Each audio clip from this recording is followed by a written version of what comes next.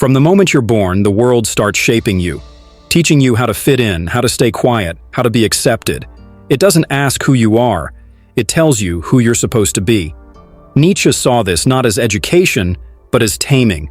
The collective in society, culture, the herd, doesn't thrive on originality. It thrives on sameness, uniformity, predictability. It survives by keeping the wild parts of you contained. And so begins the quiet war between the individual and the collective. The strong, those with clarity, intensity, vision, become threats. Not because they harm others, but because they remind others of what they gave up. Their presence is disruptive, not because they're cruel, but because they refuse to pretend. They carry a different frequency, one that makes others uncomfortable, not by attacking, but simply by existing. The world doesn't know what to do with that kind of power, so it pathologizes it, labels it arrogant, selfish, antisocial. It builds systems to mold it, soften it, domesticate it, not out of hatred, but out of fear. Nietzsche warned, society will always resist the one who refuses to be shaped by it, not openly, not violently, but subtly, through guilt, shame, isolation, because strength doesn't need the world to affirm it, and nothing terrifies the world more than someone who no longer asks for permission. Morality, for most people, isn't about truth. It's about safety. Nietzsche called it herd morality, a value system created not by the strong, but by the many. And its goal isn't to elevate the individual. Its goal is to protect the group, to make sure no one stands too far out, to ensure everyone stays tame, familiar, digestible. In herd morality, obedience becomes virtue. Humility is praised, not because it's noble, but because it's non-threatening. Confidence is condemned as arrogance. Individuality is mistaken for selfishness. And anyone who dares to live outside the group's rules is framed as dangerous. Not because they are, but because they reveal how false the rules really are. Nietzsche saw through this. He knew that most moral systems weren't built from strength. They were born out of weakness. Resentment dressed as righteousness, a quiet revenge against those who refuse to bow. The herd doesn't want justice, it wants comfort. It doesn't want liberation, it wants order. It doesn't want the truth, it wants agreement. And so the truly strong, the ones who refuse to conform, must make a choice. Be praised for pretending, or be hated for being real. Because in a world built on herd morality, integrity is rebellion. And rebellion, real rebellion, is rarely rewarded. People say they want change, but what they really want is for everything around them to change while they stay the same. The truth is, authentic transformation, real growth, unsettles people. It forces them to confront the fact that they haven't moved, that they've chosen comfort over evolution, that the version of themselves they defend isn't the only one they could have become. Nietzsche understood this deeply. He believed that becoming, the act of breaking who you were to become something more, is the highest form of human strength. But the one who chooses this path walks alone, because evolution threatens the stable fiction society depends on. When someone transforms radically, the people around them begin to feel their own stagnation. They don't celebrate the change. They question it. They resist it. Or they turn away. Why? Because your evolution is a mirror. It shows them what they could be and what they've chosen not to be. It breaks the silent agreement. Let's stay small together. And so the strong are punished for their growth, not with open conflict, but with withdrawal, with dismissal, with judgment disguised as concern. Society doesn't hate change, it hates the person who dares to embody it, because they prove that change is possible, and that truth is harder to ignore when it walks into the room with no apologies. Humility, we're told, is a virtue, but Nietzsche saw it used as a weapon, a moral leash designed to keep the powerful tame and the exceptional in check. When someone speaks with confidence, they're called arrogant. When someone acts with certainty, they're told to be humble. But what's really being asked is this: make yourself smaller so I can feel more comfortable.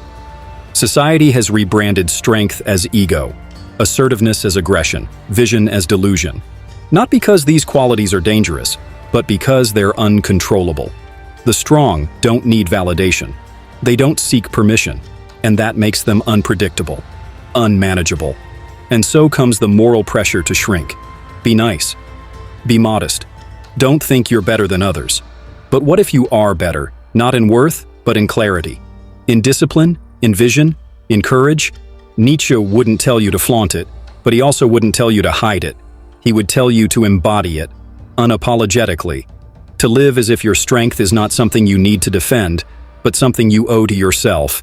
Because false humility is just another disguise, and disguises always cost you something real. Better to be misunderstood for being too much than to be admired for being half of yourself. Nietzsche saw it long before most dared to name it. Resentment is the hidden fuel of modern morality. He called it ressentiment, that quiet, seething emotion that festers in the powerless. Not just envy, but something colder. The desire not just to rise, but to pull others down. To punish the strong for being strong. To rewrite virtue as weakness, and weakness as virtue. This is how society turns resentment into religion. It creates moral systems that elevate compliance, humility, sameness. Not because they're good, but because they level the playing field.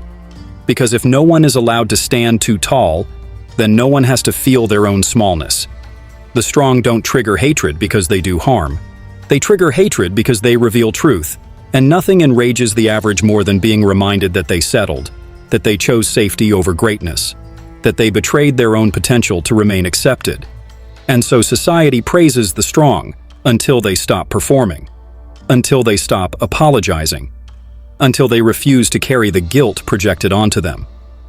Then it turns. Then it calls them dangerous, arrogant, immoral. Nietzsche wasn't being cruel when he wrote this. He was being exact. Resentment hides behind virtue, and the crowd, when it feels threatened, will always turn on the one who reminds them of what they could have been. Equality, as preached by institutions, is rarely about fairness. It's about containment. Nietzsche saw this clearly. When systems promise equality, what they're really offering is control, a framework that keeps everyone within reach. Not to uplift the weak, but to limit the strong. Because true excellence threatens the balance. It questions the rules. It exposes the mediocrity that institutions rely on to stay intact. Education teaches obedience, not thinking. Media rewards consensus, not inquiry. Politics flatters the crowd, not the individual. Institutions don't elevate greatness, they regulate it. They domesticate the mind so the herd stays comfortable. The goal isn't to empower, it's to flatten. To replace greatness with competence, creativity with conformity, vision with policy. And when someone emerges who refuses to be flattened, who doesn't need approval to act, who builds outside the system, they are labeled a threat, not because they're evil, but because they're free. Nietzsche never opposed structure. He opposed structures that demand smallness from the very souls they claim to serve. And if you've ever felt too loud, too bold, too awake for the world around you, you already know exactly what he meant. The strong are not lonely because they're flawed.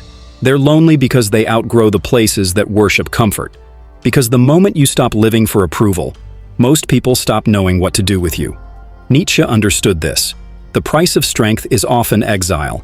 Not physical, psychological. The more you think for yourself, the fewer people will resonate with your thinking. The more you grow, the more unfamiliar you become. And familiarity for most people is the only kind of safety they trust.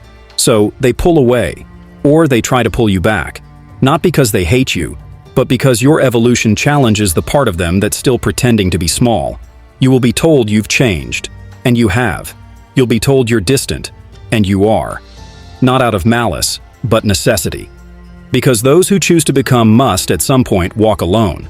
Not forever, but long enough to hear their own voice again. Solitude for Nietzsche wasn't weakness. It was a forge. A sacred space where the self is tempered, where illusions fall away, where the herd no longer drowns out your own becoming. Don't fear being alone. Fear never meeting who you truly are because you spent your whole life surrounded. Rebellion has been sanitized, branded, monetized. You see it everywhere. Loud voices calling for change that threatens nothing real. Movements that speak of freedom, but obey all the rules. Outrage that's loud, but never dangerous. Nietzsche would have called it performance. Real rebellion is not aesthetic. It's existential. It begins inside. It questions the roots of belief, not just the fruits. It dismantles the structures within before it ever points at the world outside. It demands you first free yourself from the morality you were handed, the kind that flatters your wounds instead of challenging your mind. But society doesn't mind rebellion, as long as it stays shallow. As long as it looks cool and says nothing. As long as it critiques symptoms and never touches systems. As long as it screams, but never sees. This is how the herd neutralizes danger. It turns rebellion into fashion. It gives you a stage, so long as your truth never threatens the foundation it's built on. Nietzsche wasn't interested in fitting rebellion into a slogan. He wanted you to live it. Quietly, consistently, unapologetically. Not to be seen, but to be free. Because real rebellion doesn't need attention. It needs integrity. There's a moment in every journey of becoming where your presence alone becomes a disruption. Not because you're violent, not because you seek control, but because you've stopped asking permission to exist. Nietzsche knew that the strongest people don't need to dominate others. They simply stop allowing others to dominate them. And that shift, that quiet withdrawal from the performance, terrifies those who are still trapped in it. Because when you no longer play the game, you expose the game itself. Your clarity threatens confusion. Your calm threatens chaos. Your freedom threatens their need for control. This is why the system fears the strong, not because they overthrow it, but because they outgrow it. You will feel the pushback through criticism, distance, labels. Too much. Too intense. Too independent. But the truth is, they don't fear your strength. They fear their own weakness in the light of it. You don't have to fight to be dangerous. You only have to become fully yourself. And in a world that depends on your silence, your wholeness will always sound like a threat. Once you've seen through the illusion, once you've stopped waiting for the world's permission, you begin to realize something. No one can truly touch you anymore. Nietzsche's ideal wasn't the man who conquers others. It was the one who conquers himself, who dissolves resentment, who walks without bitterness, who speaks from clarity instead of needing to be heard. That's real power. To live without needing to prove, to love without losing yourself, to walk alone not because you're unloved but because you finally know your path. You stop negotiating your truth for acceptance. You stop shrinking to fit. You stop hoping they'll understand. And instead, you understand that they don't have to. This is what it means to become untouchable, not invincible, but sovereign, not hardened, but rooted. You no longer fear being misunderstood, rejected, or labeled, because what they think no longer edits who you are. Society will always try to name you, tame you, frame you, but once you know who you are, none of their names fit. If this spoke to a part of you that's been hiding, it's time. Subscribe to the channel.